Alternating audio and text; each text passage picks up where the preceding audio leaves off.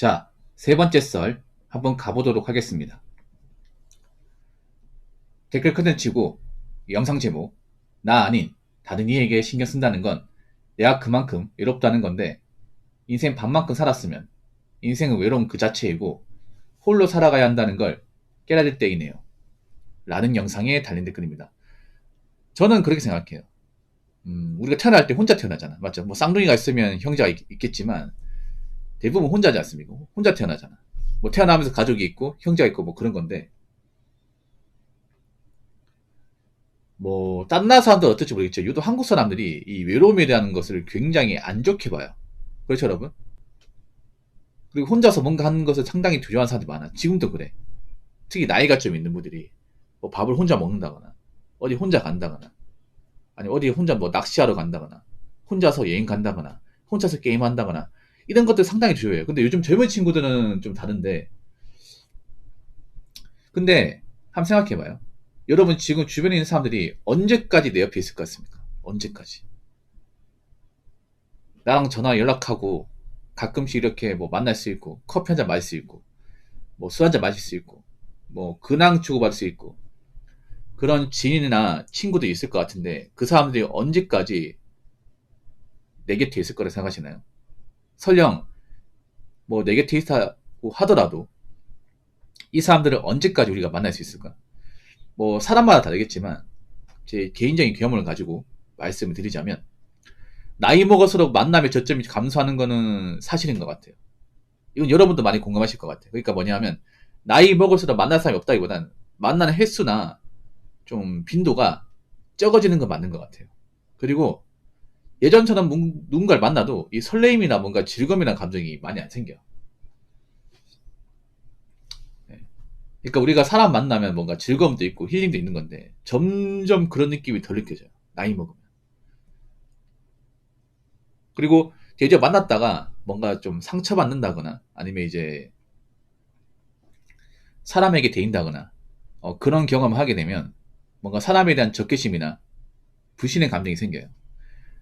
나이 먹은 보통 인간에 대한 좋은 감정보다 안 좋은 감정이 더 많이 생겨요. 특히나 사람한테 뭔가 대이고 상처받는 경험이 많은 사람들은 더 심합니다. 사실 뭐 솔직히 말씀드리면 저는 그래요. 전 사람한테 도움을 받은 적은 별로 없어요. 도와준 적은 좀 있지만 근데 좀 배신 같은 거 당한다거나 통수 만다거나 하는 경험을 좀 저는 당했던 것 같아요. 그러다 보니까 제가 왜 그런 걸 왜 당했을까 생각해보면 제가 너무 사람 믿고 뭔가 의지하고 이런 모습을 너무 쉽게 보여줬기 때문에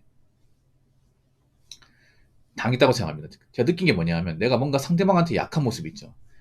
약한 모습 보여주면 나중에 내가 그걸 당한다는 거, 배신 당한다는 거 그런 걸 좀 많이 느꼈어요. 그래서 배신을 당하는 것도 뭐 가장 큰 책임은 상대방한테 책임이 있겠지만 저는 그렇게 생각해. 인간한테 절대 배개 책임은 없다고 생각합니다. 그러니까 한쪽은 무조건 잘못이 없고 한쪽은 잘못이 있고 이렇지 않다고 생각해요. 그러니까 뭐 90대 10 정도 된다 하더라도 100대 0은 없다고 생각합니다. 그래서 내가 뭔가 누구한테 뭔가 상처받고 뭔가 있잖아요. 좀 사람한테 배신당하면 나도 그런 배신의 어떤 여지를 줬다고 생각합니다. 근데 제가 살아보니까 뭔가 있자 보면 남한테 못해주고 남을 뭔가 이렇게 괴롭히고 이런 사람이 배신당하는 것보다는 대체로 잘준 사람한테 배신당해요. 이거는 확실해.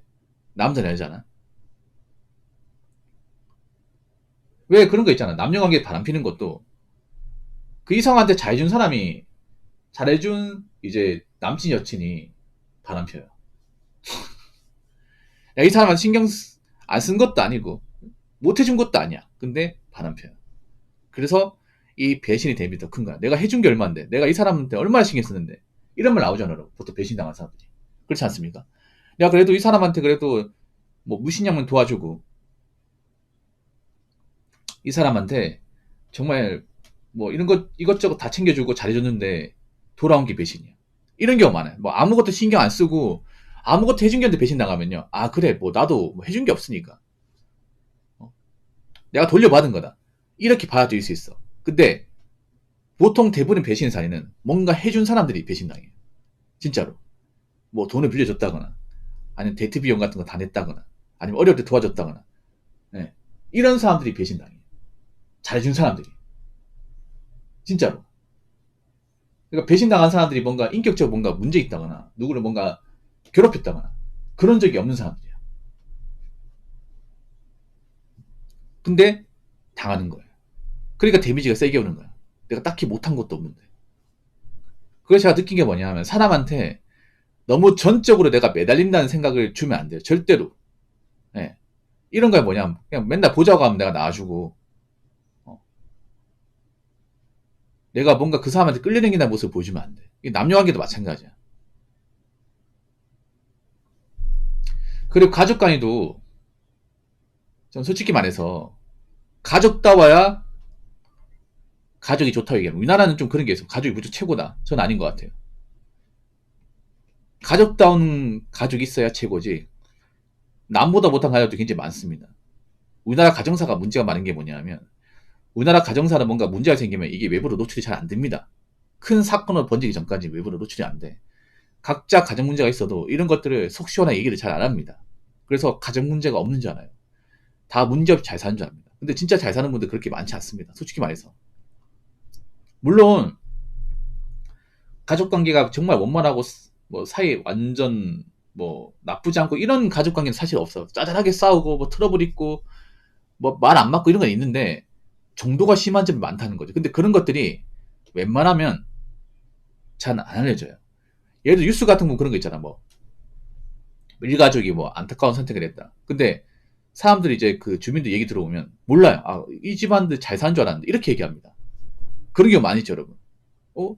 이 부부들 굉장히 웃고 남기고 애들도 뭐 좀 착하고 그동안 잘 산 줄 알았는데 이렇게 얘기해요.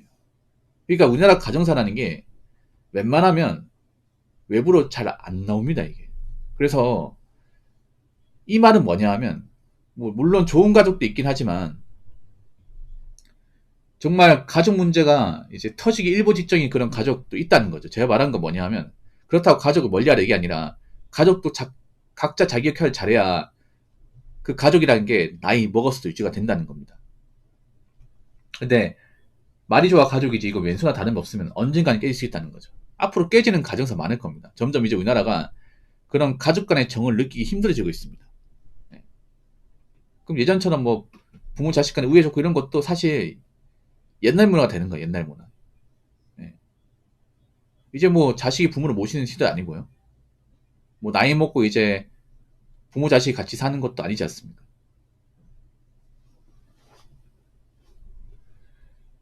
자, 댓글 한번 읽어보도록 하겠습니다. 사람은 어느 정도 고독해야 합니다.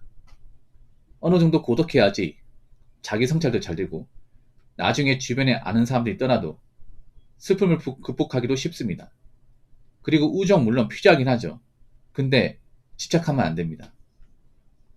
경제 수준 격차 생기면 시기, 질투, 심술 부리고 거기에다 깎아내리려고 험담도 합니다. 돈이나 빌려달라고 하고 그리고 내 인생은 내가 챙겨야 합니다. 라고 적으셨습니다. 그렇죠. 고독해야 돼. 그러니까 여러분 나이 먹은 당연히 사람 간의 어떤 그런 접점이 없어지고 그럼 혼자인 시간이 많아져요. 그럼 혼자 있는 시간은 나는 즐기면 돼. 우리나라 사람이 그걸 못한다니까. 매번 같이 올리고 같이 뛰고 이렇게 하다 보니까 누군가 옆에 있으면 불안해하는 사람들이 많아요. 근데 그거 극복해야 돼 그거. 그러니까 오히려 혼자인 시간을 좀 잘 극복을 해야지. 그렇다고 뭐 사람과 담을 쌓고 진짜 뭐 아무도 만나지 마 이건 아니야. 뭐 만날 수 있으면 만나면 좋은데 나이 먹어본 사람을 만나는 기회가 그렇게 많지도 않고 사람 만난다고 하더라도 예전같이 편하게 볼 수 없다는 거예요 이게. 지금 사람들 만나도 있잖아. 뭐 나이 먹고 만나잖아. 그럼 다 근심 걱정이 많아. 맨날 힘들다 죽겠다. 뭐 대한민국 망이나 뭐 그딴 소리 하는데 여러분 같으면 자주 보고 싶겠냐고. 서로 먹고 사는데 걱정이 없어야 뭐 만나도 웃으면서 볼 수 있는데 지금은 사람들이 너무 걱정이 많아가지고 괜히 봤다가 나도 우울증 걸릴 것 같아. 정말로. 뭐 그런 경우 있지 않습니까?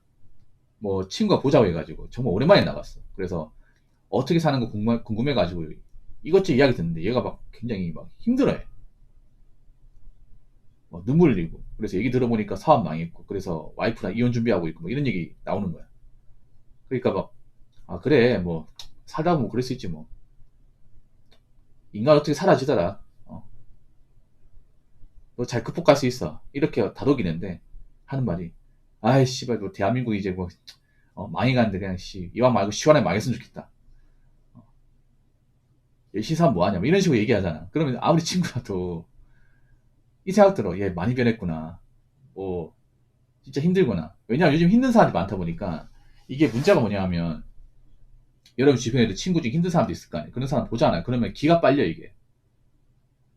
나이 먹고 뭔가 기가 빨린다는 느낌이 들면 별로 보고 싶지 않습니다 이게. 예. 그러니까 나이 먹고 힘든 사람도 있으면 기 빨리게 합니다 이게. 정서적으로. 나는 저 사람 만나기 위해서 그래도 시간도 쓰고 돈도 쓰고 있는데 그래봐. 그러면 나중에 또 보자고 했을 때 볼 수 있겠습니까? 요즘에 이런 경험을 하신 분들 많을 것 같은데, 그래서 뭐 제가 말씀드리고 싶은 거는, 내가 설령 지금 누군가를 만나지 않는다 하더라도 이 시간을 좀 잘 극복을 해야 돼. 요즘에는 그래도 좀 나은 게 뭐냐면 혼자 있어도 덜 심심하잖아, 여러분. 스마트폰도 있고 유튜브도 있고 뭐 넷플릭스도 있고 뭐 개인 방송도 있고, 시간을 뭔가 좀 보낼 수 있는 것들이 많아지지 않습니까? 컨텐츠도 많아지고 취미 활동도 많아지고. 그렇기 때문에 예전보다는 그래도 고독을 극복하기 좋을 겁니다. 아무튼 제가 말씀드리고 싶은 거는, 남이 어떻게 사는 것보다 내가 얼마나 잘 살고 내가 얼마나 이런 좀 혼자인 시간을 잘 극복하느냐, 이게 가장 중요합니다. 무슨 말인지 아시겠죠? 자, 이상으로 세 번째 썰 마치도록 하겠습니다.